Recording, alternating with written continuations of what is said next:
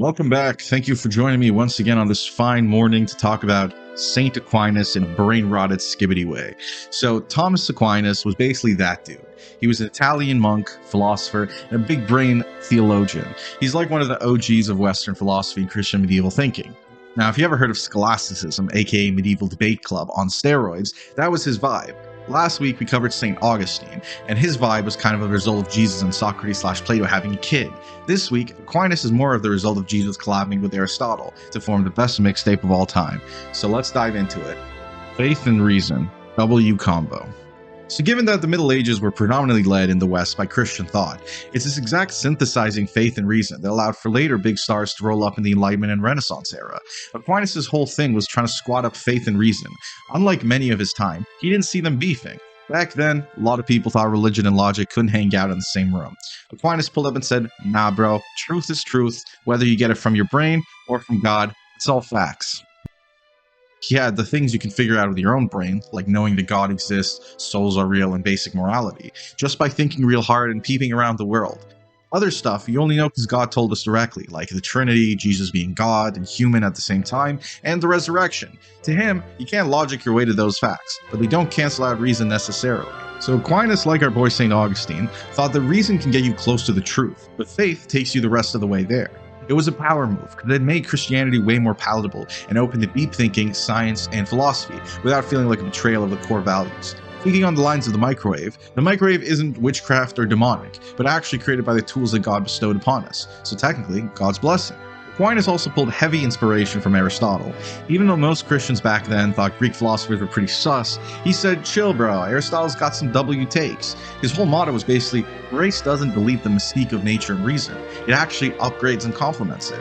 This mindset changed the game, and it's why medieval universities were built around deep debates, logic battles, and mixing theology with philosophy. And even now, people still use these ideas when they're trying to figure out how science and Christianity can vibe together. 5 ways, proofs for the existence of God. So Aquinas wasn't just dropping wisdom about faith and reason. He also compiled 5 solid arguments for God's existence. I mean, solid unless you want to debunk it, which many have, but let's go with it for now. It's called the 5 ways, or quenchevia. He wasn't just pulling from the Bible or vibes. He was like, let's use reason, look around the world, and figure this out logically. He dropped these in the book Summa Theologica. So first up, we got the argument for motion. So picture this.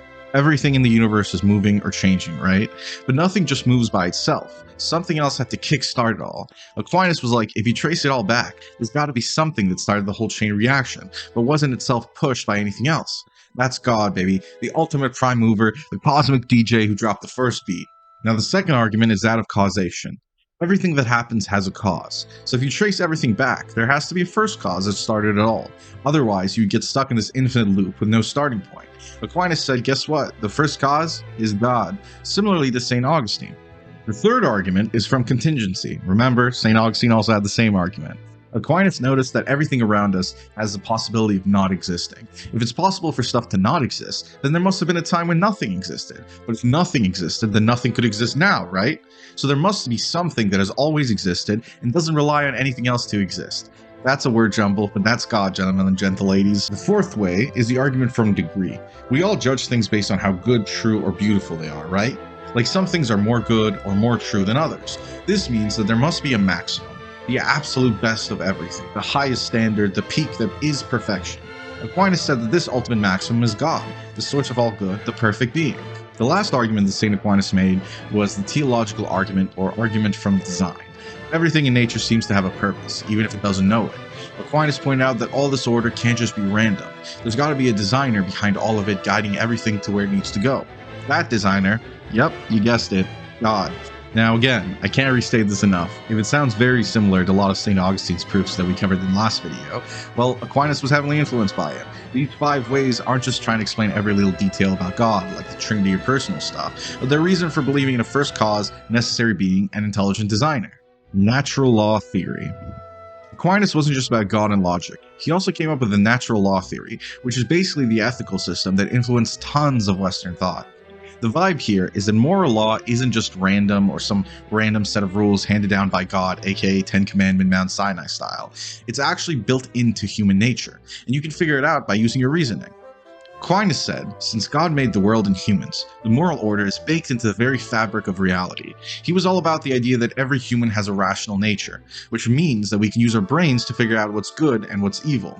Aquinas also thought we're all naturally drawn to a few basic goods that are necessary for us to thrive, like keeping ourselves alive, which is our basic survival, having and raising kids, seeking knowledge and truth, and living peacefully with others in a community. These basic goods are the foundation of natural law, which Aquinas said is basically a reflection of eternal law, like God's ultimate wisdom for how everything in the universe works. But here's the real kicker. Any human-made law or rule is only valid if it lines up with natural law. If the law goes against what's naturally good or right, then it's not a true law at all. It's just a messed up version of one. Aquinas straight up said, an unjust law is no law at all. Or in Latin, lex injusta non est lex. I don't know, maybe?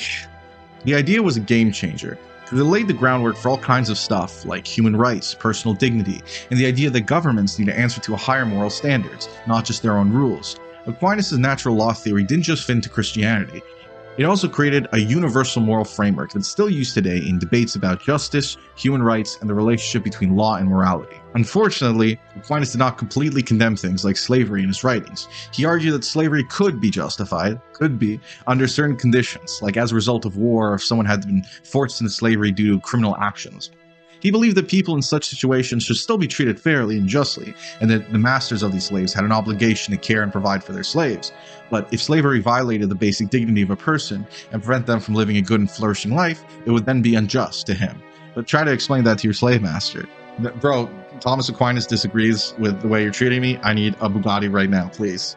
In modern times, most scholars and thinkers who follow Aquinas' principles argue that slavery is inherently unjust because it violates the natural rights of individuals, the right to liberty, freedom, and dignity, all of which are part of the moral law that Aquinas described. Even while Aquinas didn't outright reject slavery in his time, modern interpretations of his philosophy would see slavery as unjust because it denies fundamental human dignity and the rights that people have under natural law. Theory of being, metaphysics. So Aquinas didn't just vibe with Aristotle. He took his ideas and raised them a step higher. One of his moves was going deeper into essence versus existence. Essence is basically what a thing is, its vibe, its core identity, and its defining characteristics. The essence of a human being, for example, is a rational and embodied animal. In this case, embodied animal is just a fancy way of saying we're not spirits or souls floating around endlessly. We're animals that live in a body and have physical needs, but also have the ability to think and reason in a way that other animals don't. But here's the kicker. Essence doesn't necessarily guarantee existence. You can imagine a unicorn perfectly in your mind and you can draw it, but that doesn't mean one's galloping around somewhere. Existence is that a thing is, the fact that it's real and not just an idea. Just because you can define something like Atlantis, unicorns, Bigfoot, doesn't mean it's out there. And when it comes to God, however, Aquinas drops some straight heat. For God, essence and existence are the same. God's very nature is to be, like he just is. He exists, he is. He's not just one being among many. God is being itself, aka ipsum esse subsistence. No limitations, no maybe or possibly, just pure, unchanging existence.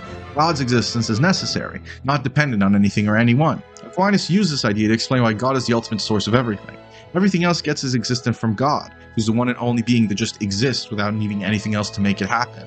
This insight was a game changer in Aquinas' philosophy, helping him explain why the world is contingent, meaning it couldn't exist, but why God's existence is necessary and eternal. Soul and body. Aquinas also made contributions on ideas about the soul and the body, but he didn't totally agree with Plato's thoughts on it. Plato was all about this idea that the soul is like a spiritual prisoner in the body, just waiting to break free. For Plato, the body was a burden, that the soul had to escape to achieve true knowledge. Aquinas said, no. He took more of an Aristotelian approach and said that the soul isn't just some separate thing stuck in your body. It's the form of the body. The soul isn't a detached, floating substance. It's what gives life, order, and identity to your body. For Aquinas, we're not just soul and a body tacked together. We're a single unified being. The body and soul are like two parts of one whole. The soul animates the body, giving it life, and the body expresses the soul, showing what's going on inside. This idea was huge for ethics and theology, because it basically says that the body has dignity too. It's not just about being spiritual or mental, it's about both the physical and spiritual parts of being human. Aquinas also said that the soul is immortal because it has rational intellectual powers that go beyond just the body. But unlike angels or pure spirits, the human soul needs the body to be whole. This was key to his belief in resurrection. We're not just going to be floating spirits forever, but we'll get our full bodies back in eternal life. Yay! Epistemology, the theory of knowledge. Aquinas also had a strong idea about knowledge and how we come to understand the world. He made several contributions to epistemology, which is the study of how we know stuff. He was kind of like an early empiricist, even before the famous ones like Locke and Hume. Aquinas said that knowledge starts with your senses. When you see, hear, touch something, that's where your brain starts collecting raw data about the world. But here's the twist. Just sensing the world isn't enough. Aquinas was like, okay, the senses give you the data, but the mind does the actual heavy lifting. Once you get the sensory info, the intellect, your brain's reasoning power, takes in and starts turning it into a bigger and more universal idea. So if you see a bunch of, let's say, different trees, your brain will pick up on the idea of something like a treeness. Like, oh, these two things both have the same thing. So it's like a treeness element. Something all trees share, even if they look different. And that's your active intellect doing its thing, turning raw sensory info into universal knowledge. Aquinas wasn't only focused on senses at odds with reason. He balanced both. The physical world gives you the truth, but your rational mind lets you go deeper and understand things beyond what's right in front of you. The middle ground between sensory knowledge and pure reason was key to his view of how humans know things. And in the end, Aquinas said that the ability to know all points back to God was the ultimate source of all truth and knowledge. A lot of God mention. I wonder why. Imagine Christian philosophy synthesis. Wow. Ethics and happiness.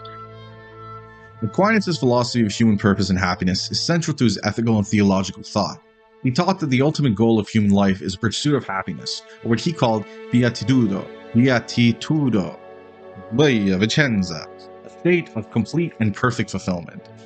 Aquinas, however, distinguished between the imperfect happiness that people might find in earthly goods and perfect happiness that can only be attained in union with God. According to him, while things like wealth, pleasure, success, knowledge, and relationships can bring temporary satisfaction, they are ultimately finite and incomplete. None of them can fully satisfy the deepest longings of the human heart. Aquinas argued that human beings naturally desire something absolute, infinite, and unchanging, and this desire can only be fulfilled by direct knowledge and union with the source of all goodness, God. He called his ultimate fulfillment the beatific vision, which is a clear, immediate, and eternal vision of God in heaven. In this state, the human intellect and will are perfectly united with divine truth and goodness. He affirmed that material well-being, relationships, and knowledge and pleasure are genuinely good because they are part of God's creation and reflect his goodness. However, he taught that these goods are only a means to an end. They're not the final end of human life. True happiness lies beyond the limits of the physical world and are only found in the eternal communion with God, that completes and perfects every human desire. Conclusion.